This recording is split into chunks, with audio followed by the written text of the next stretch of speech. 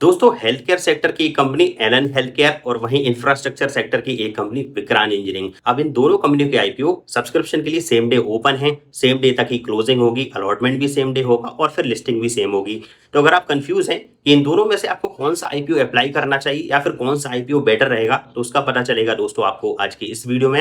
अब हम इन दोनों आईपीओ का दोस्तों कंपैरिजन करेंगे। हालांकि दोनों के सेक्टर अलग अलग हैं, लेकिन फिर भी मैं आपको कोशिश करूंगा कि फाइनेंशियल टर्म्स में या फिर केपीआई के फॉर्म में ये हम बताने की कोशिश करेंगे कौन से आईपीओ की वैल्यूएशन अच्छी है, किसके रिजल्ट अच्छे हैं और आपको क्या करना चाहिए आगे। तो वीडियो को पूरा देखिएगा। आपको समझ में आए तो वीडियो को लाइक करिएगा, चैनल को सब्सक्राइब कर दीजिएगा अगर सही लगता है तो दोस्तों। तो चलिए स्टार्ट करते हैं और सबसे पहले बात करेंगे दोस्तों विक्रांत इंजीनियरिंग के बारे में। तो ये दोस्तों इंफ्रास्ट्रक्चर सेक्टर का एक आईपीओ है। अब इंफ्रास्ट्रक्चर सेक्टर जो होता है अगर मार्केट में, तो ये साइक्लिक होता है क्योंकि ये डिपेंड करता है गवर्नमेंट पॉलिसीज पर और बहुत सारी चीजों पर। ऑब्वियसली गवर्नमेंट रिलेटेड प्रोजेक्ट ज्यादा होते हैं और फिर उस चक्कर में दोस्तों ऑब्वियसली थोड़ी रिस्क भी होती है क्योंकि पेमेंट डिलेज होते हैं, बहुत सारे रिस्क यहाँ पर एसोसिएटेड होते हैं। लेकिन विक्रांत इंजीनियरिंग की अगर बात करें तो दोस्तों इंफ्रास्ट्रक्चर सेक्टर की काफी जाइंट कंपनी बन चुकी है। अब इंफ्रास्ट्रक्चर सेक्टर में भी अगर आप देखेंगे तो बहुत सारे वर्टिकल होते हैं, जैसे रेलवे, हाईवे, फिर ग्रीन एनर्जी, फिर ईपीसी, बहुत सारे वर्टिकल हैं। विक्रांत की सबसे अच्छी बात यह है कि ये सारे सेक्टर्स में यानी सारे वर्टिकल्स में अगर आप देखें इंफ्रास्ट्रक्चर के, तो ये काम करती है। चाहे पावर ट्रांसमिशन एंड डिस्ट्रीब्यूशन हो या फिर वाटर इंफ्रास्ट्रक्चर हो या रेलवे इंफ्रास्ट्रक्चर हो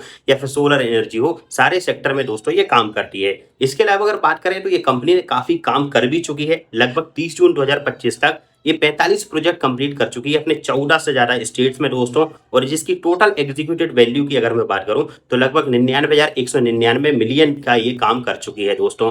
वहीं अगर बात करें इनके पास करंट में 44 ऑनगोइंग प्रोजेक्ट हैं दोस्तों 16 स्टेट्स में, और जिसकी वैल्यू है करीब अगर बात करें तो 24,000 करोड़ रुपए से ज्यादा।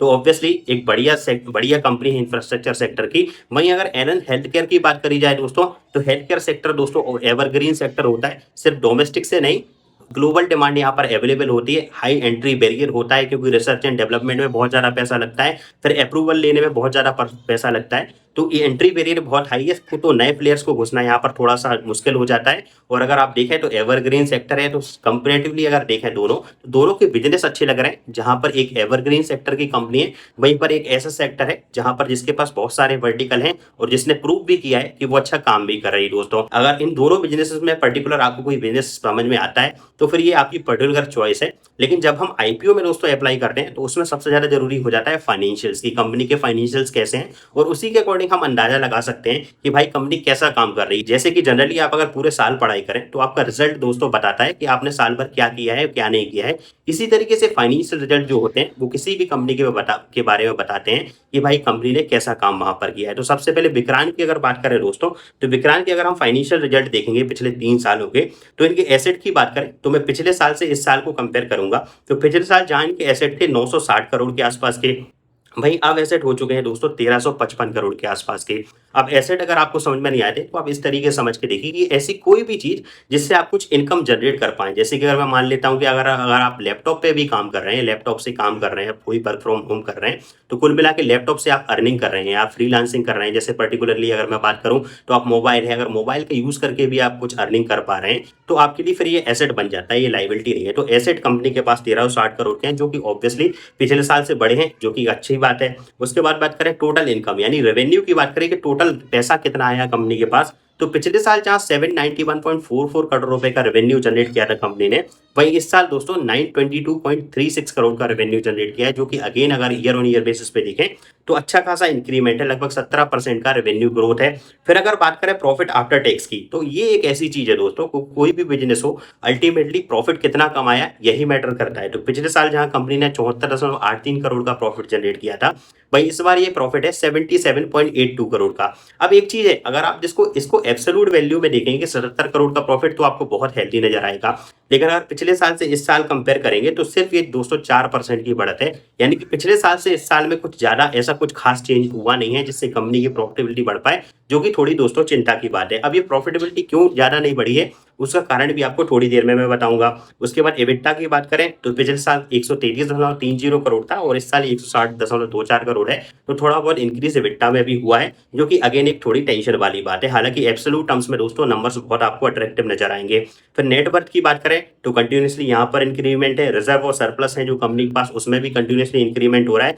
लेकिन कर्जा, अब देखो प्रॉफिटेबिलिटी तो कंपनी की थोड़ी बहुत बड़ी है और एब्सोल्यूट वैल्यू में नंबर भी आपको सही लग रहे होंगे। लेकिन यहाँ पर अगर बोरोइंग्स आप देखें यानी टोटल कर्जा, तो पिछले साल जहां कंपनी ने लगभग 183.39 करोड़ का कर्जा ले रखा था, वो इस साल बढ़कर हो गया 272.94। तो इसमें भी अच्छा खासा इंक्रीमेंट है। तो सिर्फ प्रॉफिटेबिलिटी बढ़ने से कुछ नहीं होता, कंपनी ने उसके लिए कर्जा कितना लिया है वो भी डिपेंड करता है। हालांकि ये कर्जा जस्टिफाइड है कि नहीं वो जब हम केपीआई देखेंगे तब आपको समझ में आएगा। तो ओवरऑल अगर आप देखेंगे विक्रांत इंजीनियरिंग के फाइनेंशियल्स के बारे में, तो आपको नंबर्स एब्सोल्यूट वैल्यू में तो बहुत सही लगेंगे, लेकिन अगर इनकी ग्रोथ अगर आप देखेंगे तो आपको पैट की ग्रोथ सबसे कम नजर आएगी, जो कि अगेन एक थोड़ी चिंता की बात है। हालांकि दोस्तों grey market premium obviously Vikrant का अगर देखें तो लगभग 20% के आसपास चल रहा है। तो वो आपकी पर्टिकुलर एक अलग चॉइस है कि लिस्टिंग गेन के लिए मार्केट में भी क्या वजह है क्या नहीं। लेकिन ओवरऑल हम इस आईपीओ में जब भी डिस्कस करते हैं तो मैं फाइनेंशियल्स पर ज्यादा फोकस करता हूँ। फिर अगर जीएमपी सही चल रहा हो तब हम डिपेंड करता है कि तब वो एक चेकलिस्ट है कि हाँ जीएमपी भी अच्छा चल रहा है, तब आप कोशिश कर सकते हैं कि हाँ इस आईपीओ में ठीक रहेगा। अदरवाइज फाइनेंशियल दोस्तों बहुत मैटर करते हैं। तो ये विक्रांत इंजीनियरिंग के फाइनेंस हो गए। अब इसी तरीके से आपने अभी ये समझ गए हो तो फिलहाल वीडियो को लाइक कर दीजिए, चैनल को सब्सक्राइब कर दीजिए।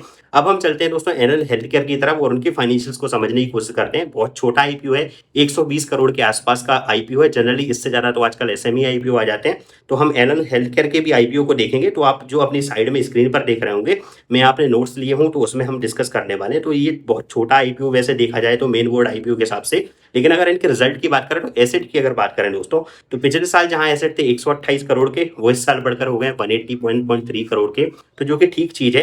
लेकिन रेवेन्यू की बात करें दोस्तों यानी टोटल इनकम की बात करें तो पिछले साल रेवेन्यू था 66.69 करोड़, जो कि इस साल बढ़कर हो गया 120.46 करोड़। यानी रेवेन्यू में आप इंक्रीमेंट देखें तो 81% का इंक्रीमेंट है, जो कि अगेन एक बहुत ही हेल्दी चीज है। लेकिन अगर उसके पहले आप जाएंगे यानी 2023 में जाएंगे तो जहां उस टाइम का रेवेन्यू था 113 करोड़, तो बीच में ये डाउन भी हुआ है और फिर से ये अप हुआ है। तो ये अगेन उस साल कुछ 2024 वाला जो फाइनेंशियल ईयर है उसमें कुछ प्रॉब्लम रही होगी जिस वजह से रेवेन्यू कम हुआ है और दोबारा से कंपनी ने वो ग्रोथ यहाँ पर अट्रैक्ट की है। तो अगर आप रेवेन्यू कंपेयर करना चाहें तो फाइनेंशियल ईयर 2023 से 2025 को कंपेयर करेंगे तो थोड़ा बहुत ही रेवेन्यू आपको बढ़ता हुआ नजर आएगा। फिर हम पैट की बात करें यानी प्रॉफिट आफ्टर टैक्स की, तो ये एक मेन चीज है कि रेवेन्यू आप कुछ भी कर लो लेकिन अल्टीमेटली प्रॉफिटेबिलिटी कितनी जनरेट कर पा रहे हो भाई वो डिपेंड करता है। तो अगर पिछले साल इनका प्रॉफिट देखें तो 9.66 करोड़ था, जो कि इस साल हो गया है दोस्तों 20.52 करोड़। इवन अगर आप 2023 में भी चले जाओ तो जब इनका रेवेन्यू 113.12 करोड़ था उस टाइम पे भी प्रॉफिटेबिलिटी बहुत कम थी, सिर्फ 5.82 करोड़ था, और इस साल ये बढ़कर हो गया है दोस्तों 20.52। तो पिछले साल से भी अगर कंपेयर करेंगे तो प्रॉफिट में 112% का इंक्रीमेंट है, जो कि अगेन एक एक्सेप्शनल चीज है। ऑब्वियसली दोस्तों जितनी बड़ी कंपनी होती जाती है उसमें प्रॉफिटेबिलिटी परसेंटेज में फिर ईयर ऑन ईयर ग्रोथ में चैलेंजेस आते हैं, ये बात सही है। और छोटे लेवल पे जैसे कि ऑब्वियसली आप देख रहे हैं कि अगर करेंटली मार्केट कैप भी देखें तो लगभग 500 करोड़ के आसपास का है, तो उस हिसाब से अगर देखें तो प्रॉफिटेबिलिटी के नंबर्स यानी year on year growth basis पे देखेंगे तो बहुत अच्छे हैं। हालांकि एब्सोल्यूट वैल्यू पे ये कम लगेंगे, जहां विक्रांत का प्रॉफिट लगभग 70 करोड़ के आसपास था, यहाँ पर ये 20-21 करोड़ पर है। लेकिन ईयर ऑन ईयर चेंज में यानी पिछले साल में परफॉर्म किसने अच्छा किया है तो ऑब्वियसली यहाँ पर एलन हेल्थ केयर यहाँ पर ज्यादा सूटेबल लग रही है। फिर एबिटा की बात करें उसमें भी लगभग अगर आप देखें तो लगभग डबल के आसपास का इंक्रीमेंट है। पिछले साल जहां 15.57 करोड़ था इस साल 32.38 करोड़ है। रिजर्व सरप्लस नेटवर्थ ये तो सब बढ़ ही रहा है, कोई दिक्कत नहीं है। और बोरोइंग्स भी अगर आप देखें तो पिछले साल जहां कर्जा था दोस्तों 75 करोड़ के आसपास का, इस बार कर्जा है 58.35 करोड़ का, जो कि अगेन एक सही चीज है क्योंकि कर्जा कम किया है। लेकिन ये कर्जा अभी भी दोस्तों मैनेजेबल है कि नहीं वो हमें पता चलेगा केपीआई से। तो अब हम चलते हैं, अभी आपने दोनों के फाइनेंशियल्स कंपेयर कर लिए होंगे, तो अगर मैं एक वन लाइन में आपको बताऊं तो एब्सोल्यूट वैल्यू में आपको नंबर विक्रांत इंजीनियरिंग के ज्यादा अच्छे लगेंगे, लेकिन ग्रोथ पर्सपेक्टिव से देखें अगर पिछले साल से इस साल कंपेयर करें तो एलन हेल्थ केयर के रिजल्ट फिर वहां पर फाइनेंशियल्स आपको ज्यादा अट्रैक्टिव नजर आएंगे। अब हम दोस्तों केपीआई की बात करें, हो सकता है दोस्तों बैकग्राउंड में कुछ आपको नॉइज सुनाई दे रहा होगा, तो मेरी बेटी है 2 साल की यार, उसको कंट्रोल किया नहीं जा सकता, तो थोड़ा सा एडजस्ट करिएगा, उसके लिए माफी चाहूंगा। अभी दिन का टाइम है जब मैं ये वीडियो बना रहा हूँ, तो वो जाग भी रही खेल रही है, तो उसमें कुछ कर नहीं सकते यार, थोड़ा सा एडजस्ट तो आपको करना ही पड़ेगा फिर, है ना।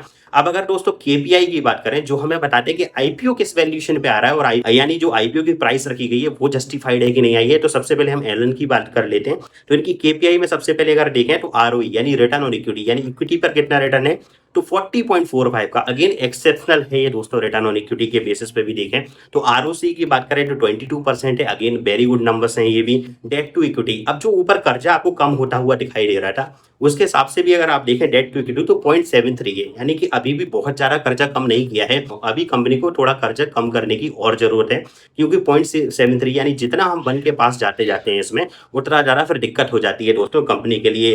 रिटर्न ऑन नेटवर्थ लगभग 26% के आसपास है। पेट मार्जिन 17.06। अब दोस्तों जो आपको ऊपर प्रॉफिटेबिलिटी बढ़ती हुई दिखाई दे रही है, उसका सबसे बड़ा कारण है क्योंकि इन्होंने अपने पेट मार्जिन को इंप्रूव किया है। पेट मार्जिन क्या होते हैं कि हर एक 100 रुपए के रेवेन्यू पे आप कितना प्रॉफिट कमा रहे हो। जैसे इस साल अगर आप देखें कंपनी ने कि हर 100 रुपए में से 17 रुपए 6 पैसे का कंपनी का प्रॉफिट है, तो ये एक अच्छी चीज है। प्रॉफिटेबिलिटी, प्रॉफिट मार्जिन अगर ज्यादा है तो प्रॉफिटेबिलिटी फिर बढ़ेगी। जितना ज्यादा रेवेन्यू करेगी कंपनी, उतना ज्यादा प्रॉफिटेबिलिटी बढ़ेगी।